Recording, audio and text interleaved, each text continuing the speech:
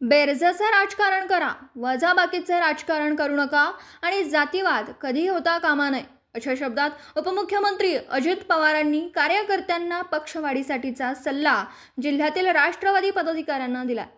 मिरजेमध्ये पार पडलेल्या राष्ट्रवादी कार्यकर्ता मेळाव्याप्रसंगी ते बोलत होते। त्याच्याकरता आपल्याला मला आणि माझ्या बाकीच्या सहकाऱ्यांना महाराष्ट्राच्या कानाकोपऱ्यामध्ये जाऊन दौरे वाढवावे लागतील।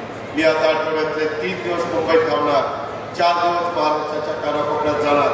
आज आता रात्री इकडे गेल्यानंतर उद्या मी जळगावच्या अर्धा दिवस दौऱ्यावर, अर्धा दिवस कोल्हापूरच्या दौऱ्यावर आहे। काल मी बीडच्या दौऱ्यावर होतो।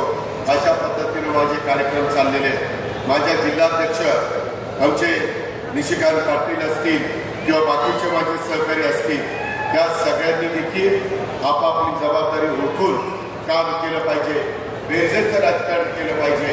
वजाबाकीचं राजकारण कुणाचंही बरं झालं नाही। माणसं कशी आपल्याला जोडता येतील, त्याच्यामध्ये जातीवाद हा कधी होता कामा नये ही शिकवण हिंदवी स्वराज्याचे संस्थापक छत्रपती शिवाजी महाराजांनी आपल्याला शिकवलेली आहे आणि त्या शिकवणीतूनच आपल्याला पुढे जायचं आहे। हे मात्र सातत्याने तुम्ही लक्षात ठेवण्याचं काम केलं पाहिजे, अशा प्रकारची माझी विनंती आहे। आज सांगली जिल्ह्यातील आणि परिसरातील अनेक माझे महत्त्वाचे कार्यकर्ते इतर पक्षाच्या